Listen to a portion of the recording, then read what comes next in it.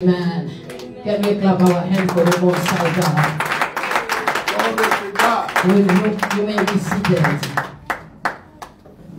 I greet you in the name of Jesus Christ.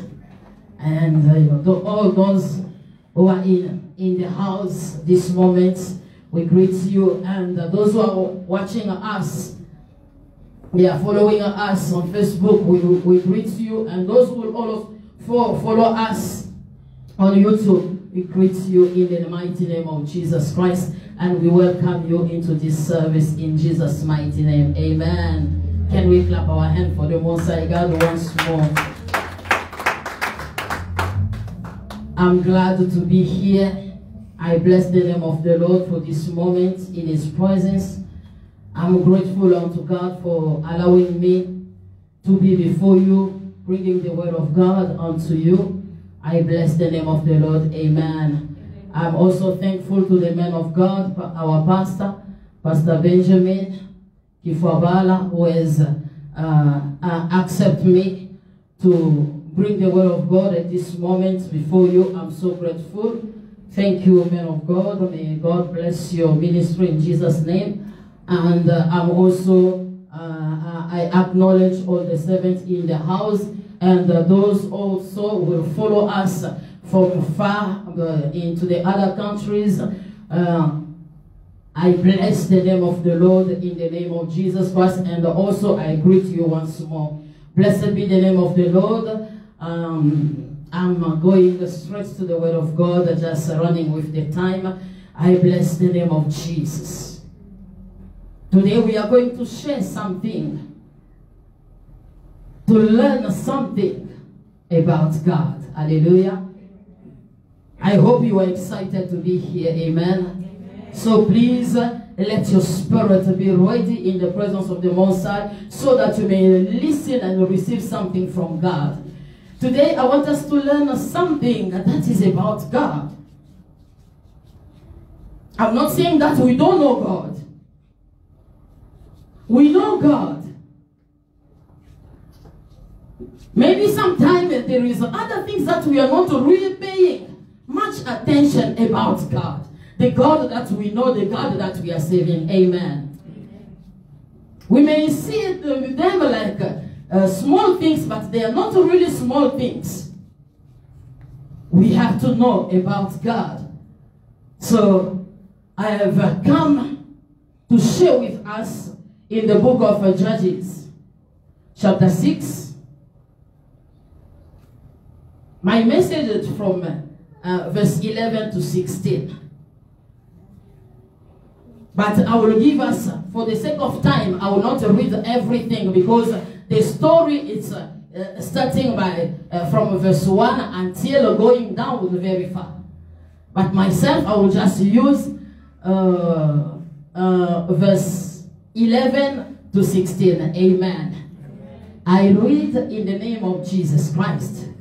Now the angel of the Lord came and sat under the terebinth of Oprah, which belonged to Joash the Abiezrite, while his son Gideon was beating out wheat in the winepress to hide it from the Midianite. And the angel of the Lord appeared to him and said to him, "The Lord is with you, O mighty man of valor." And Gideon said to him, "Please, sir, if the Lord is with us, why then has all this happened to us? And where are all his wonderful deeds that our fathers recounted to us, saying, did not the Lord bring us up from Egypt? But now the Lord has forsaken us and given us into the hand of Midian." And the Lord turned to him and said, "Go in this might of yours and serve Israel from the hand of the Midian. Do not I send you?" And he said to him, please, Lord, how can I save Israel? Behold, my clan is the weakest in Manasseh, and I am the least in my father's house. And the Lord said to him, but I will be with you, and you shall strike the Midianite as one man. Can we clap our hands for the word of God? Glory to God. I'm excited myself bringing this message onto you because I always say, God, I want you to speak to me, myself, first of all, before going out. I don't like preparing a message thinking of other people, first of all. I like preparing a message starting by myself. I was telling God to speak to me. And I will tell you, God spoke to me through this message. And that's why I want to share it with you. This is the story from verse 1 to 10. The Bible says, the Israelites sinned against God. And God has given them into the hand of Midian for 7 years. And they suffered under these people. They really suffered. I'm saying they really suffered. You can read it from verse 1 to 10. Our brother Rema at the back there, can you put it so that as I'm talking, they may be reading it. They have suffered into the hand of these people, the Midianites and the Amalekites. They have treated them in a hard way. The Bible says when they will plant their seed, and when it will come the time of harvest, they will come and take away all their crops, all their food, all their produce. They will come take it away. And whatever that they will not be able to take it with them, they will destroy it. The Bible said they were coming like locusts. They were coming in numbers. There were too many when they were coming with the caramel, with everything. They were coming like locusts. A lot of people with the animal, they were coming just to destroy the produce of the children of Israel. And they have suffered too much. The Bible says they cried unto the Lord. They cried unto the Lord, and the Lord sent them a prophet that the Bible, they didn't give us the name of that prophet, but the Bible said God sent them the prophet. And that prophet, when he came to remind them about what happened for them to find themselves into that situation. Hallelujah, people of God. Now arriving into verse 11, that way I want us to learn about God. Maybe you will see me taking this message maybe in a different way, not the way maybe you were thinking of, but I hope that the Spirit of God will speak to you. Amen. Arriving in verse 11, the Bible says, the angel came before Gideon, and he greeted him like the angel who did at the time of Mary, saying, you are blessed. It was a surprise salutation. And Gideon also in his time, it was a surprise. The angel of the Lord said that the Lord is with you, O mighty men of valor. Can you go down? And Gideon said to him, please, sir, if the Lord is with us, why then has all this happened to us? And where wonderful deed that our Father recounted to us, saying, did not the Lord bring us up from Egypt? But now the Lord has forsaken us and given us into the hand of the Midianites. We stop there first of all. Brother, don't go down. Stay there. This is the first lesson that I want us to share about God. To know how this God is. How powerful this God is. How the word that comes from God are powerful, are creative. How the word coming out of God can turn around somebody's life. Hallelujah. Amen. I saw it from here. That our God is so mighty. Our God is so powerful. So we have to learn about the power of God. About this God. How able he is. How capable he is to change the story of somebody's life. How his word is so powerful to do mighty things. Us as children of God, we have to learn about our God. We have to know what our God is capable of doing. We have to know our God, who he is truly for us. So when the angel presented himself before Gideon, and he said, God is with you, mighty man of valor. And Gideon looked at the back. Is this man talking to me or to another person?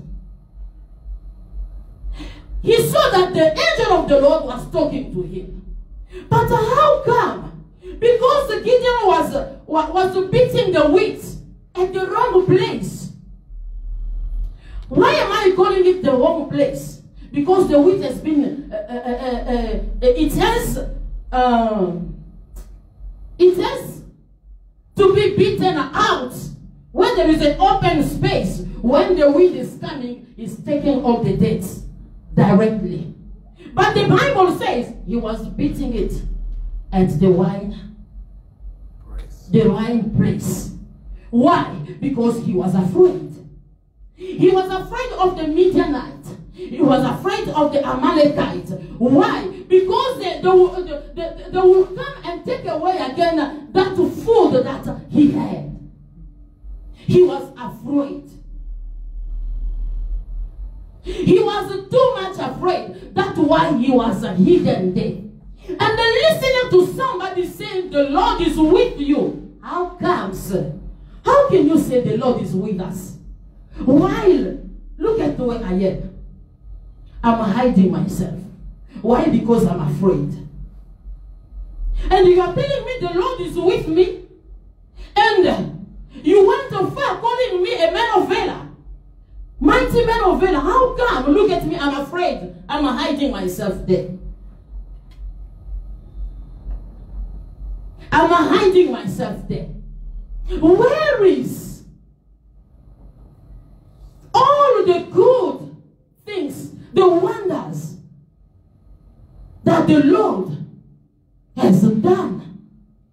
We heard it from our fathers. Beloved, this is the first lesson that I want to share with us. That is to say, it's not the suffering or the problems that you are going and are going at this moment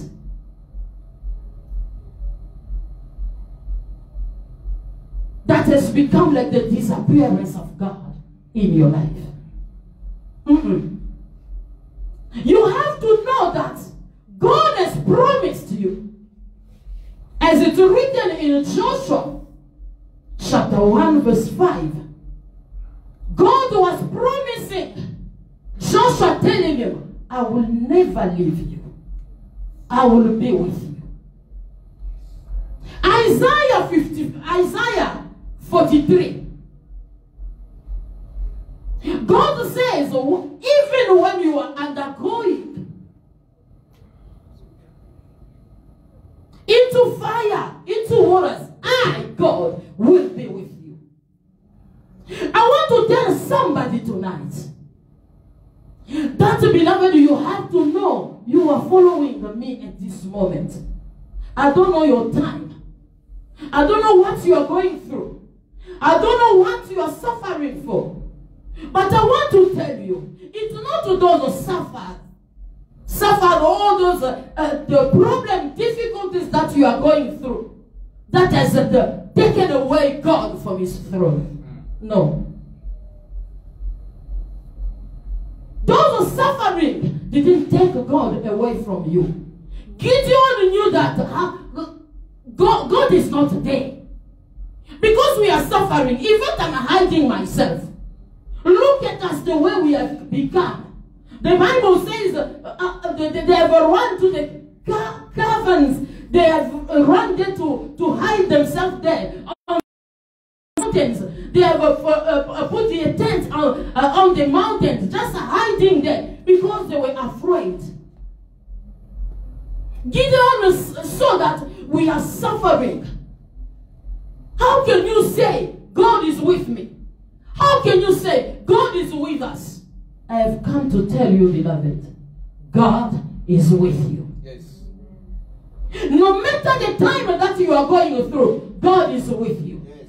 And I am assuring you because it's happening to myself. Yes. And God, when he gave me this message, it was through my spiritual mother, Pastor Patrick's wife, Mama Emerance.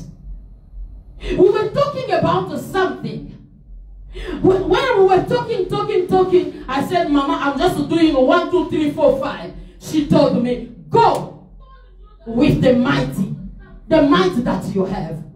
I just told her, Mama, I grab it in the name of Jesus. From that moment, God started speaking to me. Yes. And I said, it's the message that I will bring to the people of God. Because you have spoken unto myself, first of all. God is with you no matter the time you are going through. Yes. God is with you no matter the suffering, the lack of job, lack of this, lack of that, lack of marriage, lack of whatever that you are going through. I have come to tell you, God is with you. Because the first impression that we always have, God has left me. God has abandoned me. When something came unto us, we always say, God has left me. We never go back sometime to think that all the suffering are not meant for you to go down. Other suffering are meant to bring you up. Come on. To wake you up. To tell you come back to God.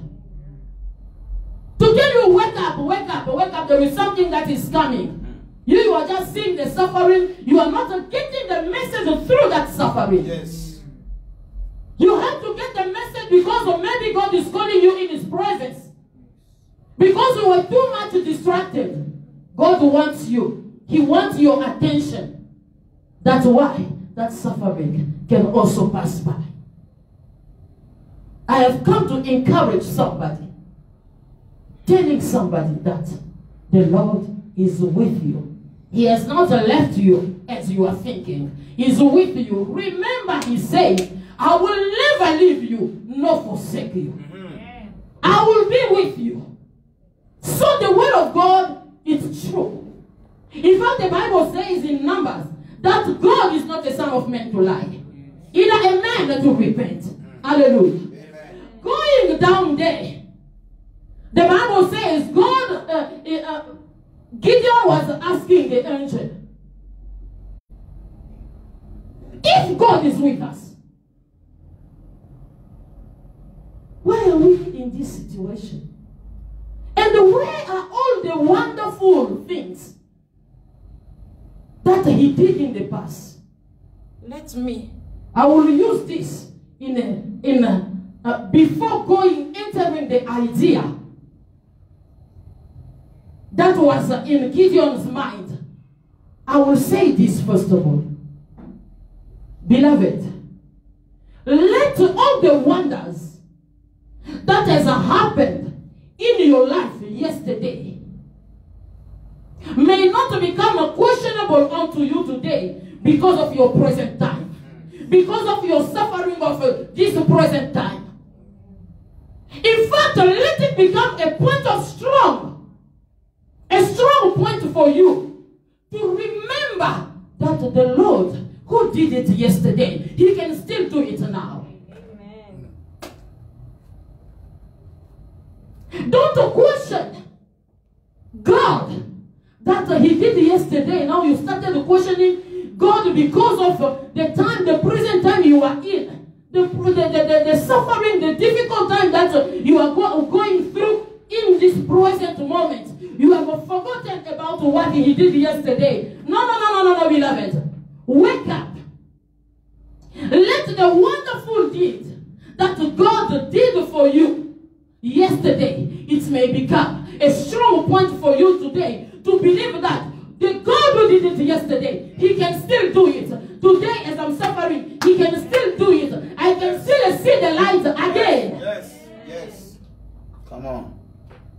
And as I said, let me now enter in the mind of Gideon. When he was asking, where are all the deeds? I think this man meant this way.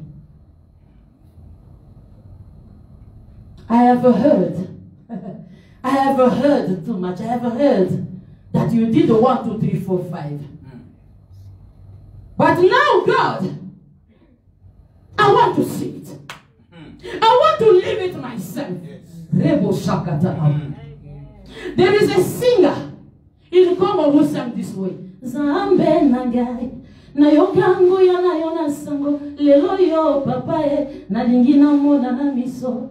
Zambe nangai na yokango na yona sango lelo yo papaye na lingina mona na miso. God ever heard about you, but now I want to see you, Roboshe. Now I want to see you, God. Yes. Gideon didn't want to hear only because I have heard God, but now I want to see. Hallelujah. Yes. There is a time, beloved, in life. You ever heard the testimonies? Yes. A brother gave a testimony. A sister gave a testimony. What about me? When am I going to give my testimony? So God, I want also to testify. I want also to testify. So here I am. Hallelujah. The first lesson is just you to know God has never leave you as you are thinking. Because of your present time, you are saying God has left you. God has never leave you. He is with you. And when you think that there is other things that God did yesterday for you, remember, he can still do it. And you have to get hold on that God, knowing that as he did yesterday, he can still do it.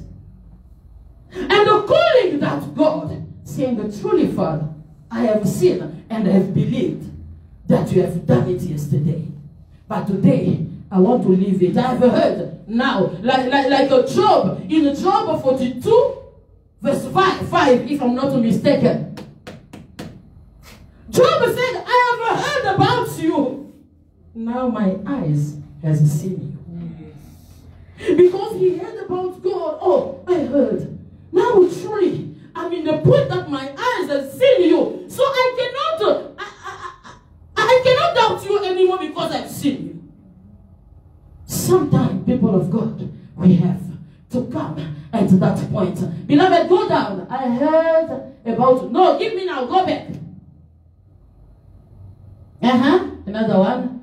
And the Lord turned to him and said, go in this might of yours and save Israel from the hand of the Midianite.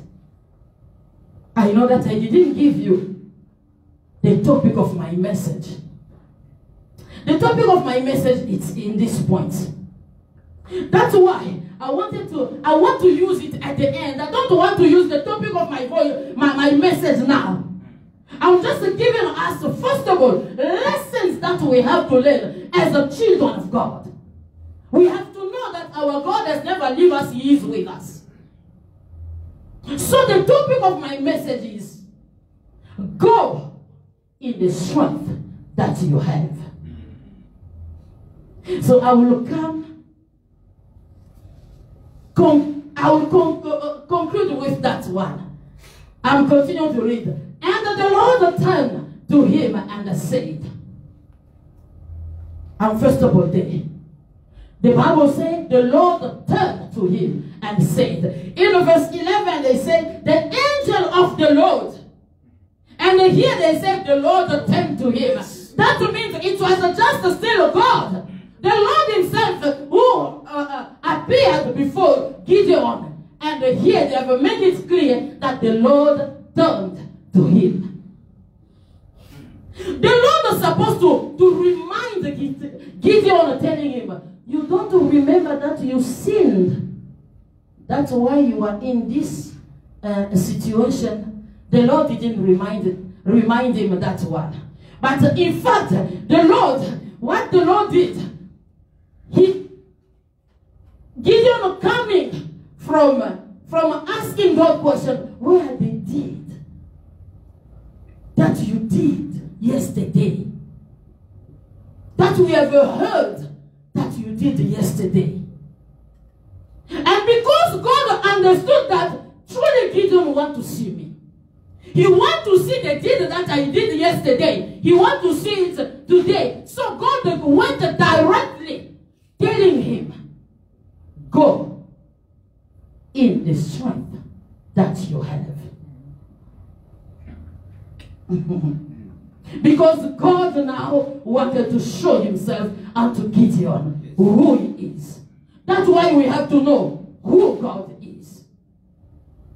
And I'm taking the last part, that is, do not I send you?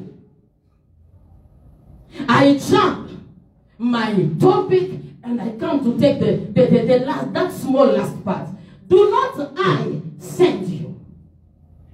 God said, go with the strength that you have. Do not I send you? Beloved, the word coming from the mouth of God are powerful. When God speaks, there is a power of creation, activation, power of command. There is a power that is coming out of the mouth of God. Remember Luke chapter 5, verse 4 and 5. When Jesus used the boat of Peter's boat, and all the night Peter was fishing, he didn't get anything. He didn't get anything. But when Jesus came, he borrowed the boat. He did what he's supposed to do. And when he finishes, he told Peter, go to the deep. Hey!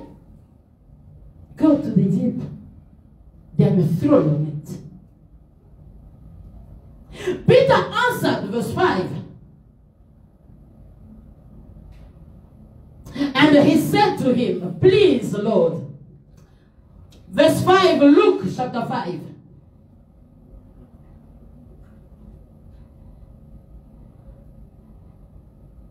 And Simon answered, Master, we toiled all night and took nothing. Hallelujah. Amen. Hallelujah, people of God. Amen. Listen to this. But at your word, I will let down the net. Hallelujah. Yes. At your word, I will let down the nets. He believed in the word coming from the mouth of the Lord. That's why I say the word coming out of the mouth of God is powerful. Even fishes in the water, they heard the command from the word that has come out from the mouth of Jesus. And they have gathered there because the miracle fishing is supposed to happen. It's supposed to happen because the Lord has released a word. Hallelujah. That's the second, if I'm not mistaken, or the third lesson that we have to learn from God. The God that we are serving. You as a child of God, know that the word coming out of the mouth of God are powerful. It can turn around your life. It can change your situation, even when you are not expecting change. It can create something in you. That's why you will hear God saying, let it be light. I like that verse. Genesis 1. I like that verse. Let it be light. Oh, light didn't have any other choice than to come. Why? Because the Creator spoken. Oh, Robo Shakata. The Creator spoken. So light didn't have any other choice. He will say, he will tell the Creator will not come out. No. Yes.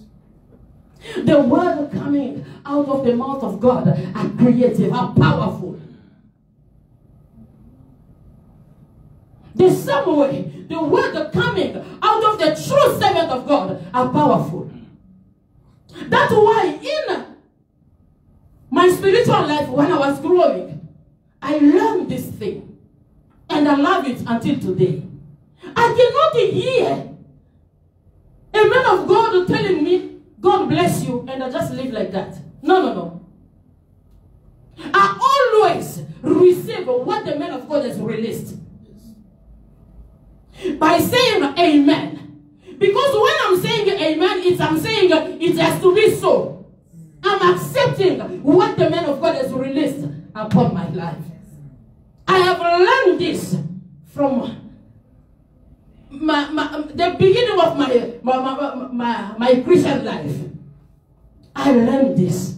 Because I always hear the people of God, when the man of God is blessing them, they are saying, bless you too.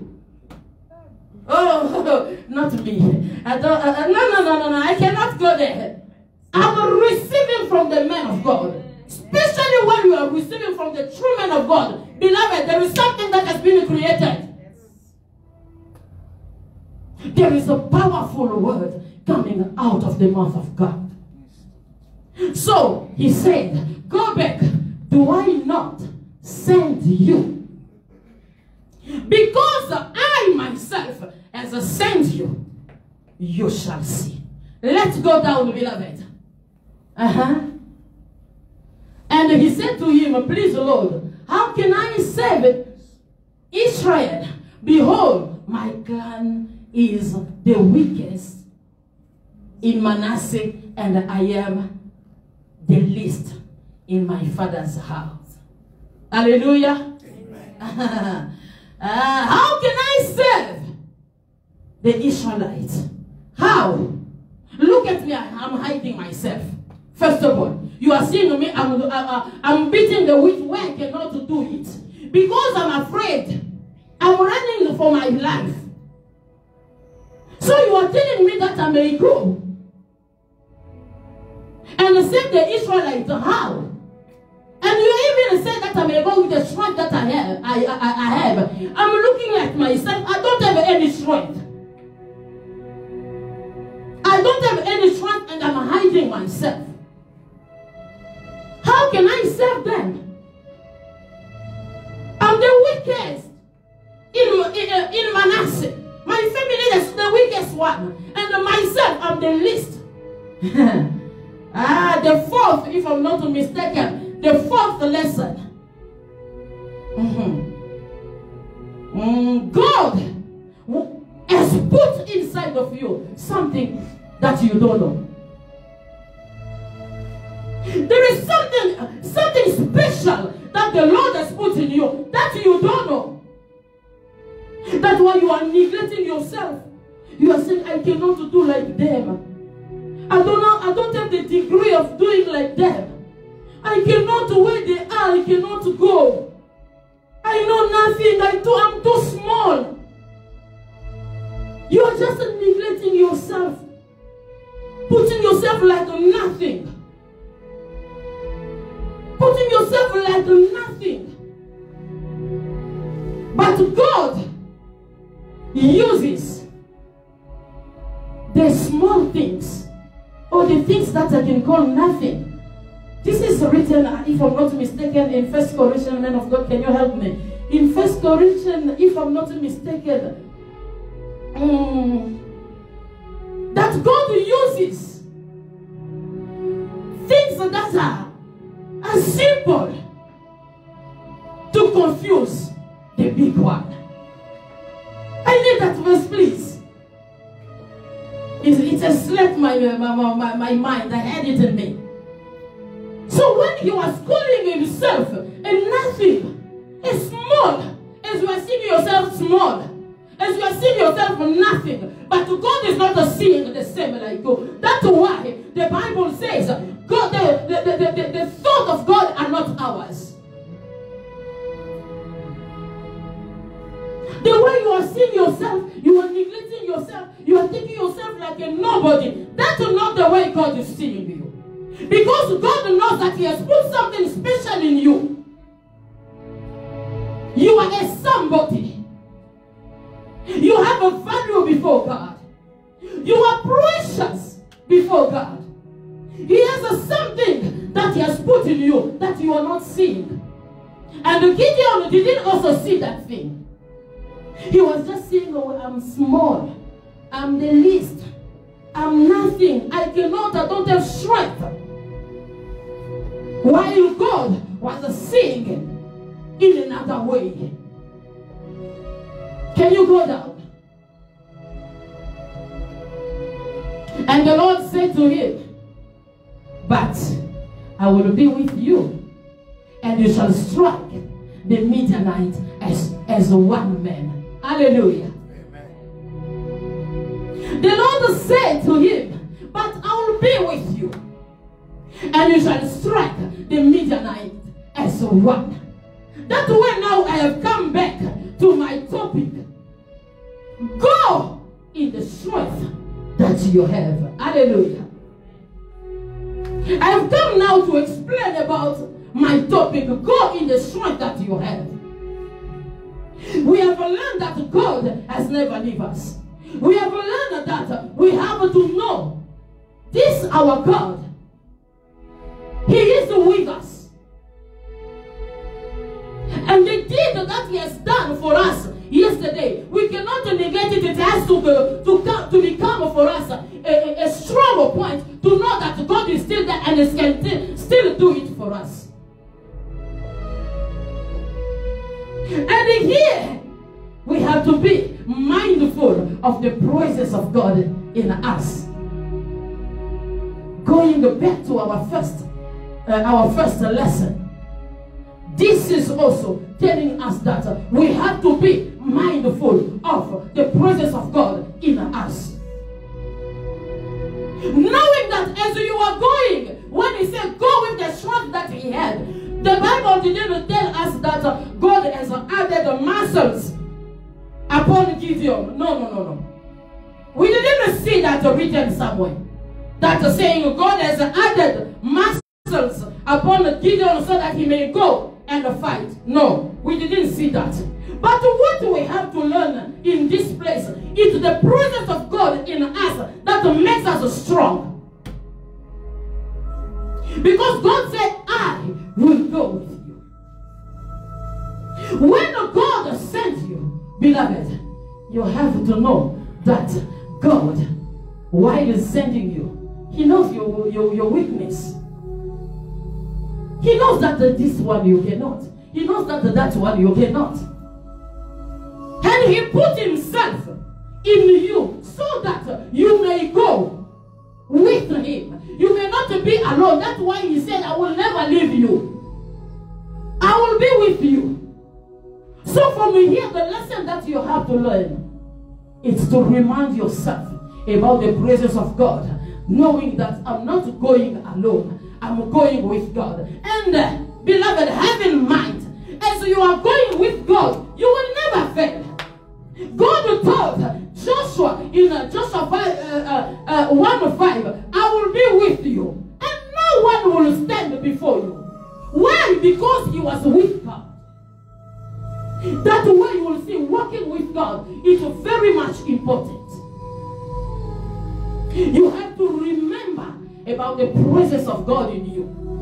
When you have to do something, you have to remember of the presence of God in you, knowing that you will not make it possible, but He who is in you, He will make it possible, because the Bible says He who is in us is greater than He who is in the world. So the God that you have is greater than that problem. Is greater than that lack. So go, because you are not going alone. You are going with God. And know that as you are going with God, there is always a success, because God has never failed. Never, even once. Since He started the creation, God has never failed. In fact, even He was God Himself, is God, and He will remain God. He will never fail. And as you are going with that God, you will see the hand of the Lord. Because if you read going down there, you will see that what Gideon did, God didn't add muscles on him, but he did wonderful things with God. They're supposed to go 32,000 people to go and fight the Midianites, the Amalekites. But God says, no. These people are too much. These people are too much. They will say that the hand has delivered them. So God reduced the people until 300 to go and fight with a multitude of people, and they succeeded. Why? Because they were with God. So the Bible says, go with the strength that you have. Why like that? Because you are not going alone. You are going with God. May God bless you. Can we clap our hands for the Most High God? Thank you, Jesus.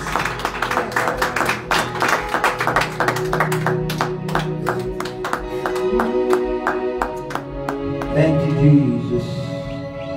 Thank you, Lord God. Thank you for this moment. Thank you, Lord. Thank you, Jesus.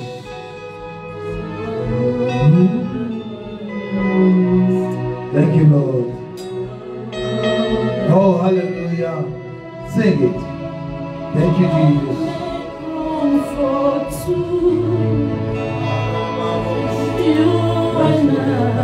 Thank you, Jesus. Thank you, Lord God. Oh, yes, Lord.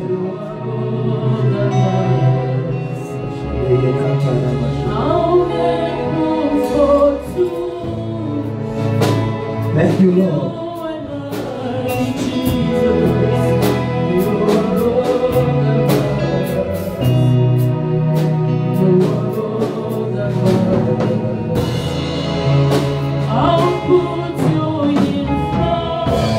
Why don't you say a few words before we close this service? Ah, yes, Lord.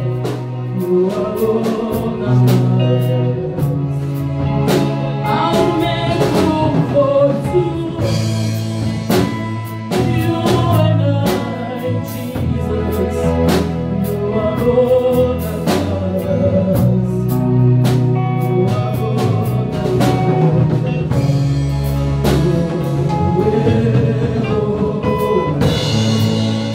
You are all that matters.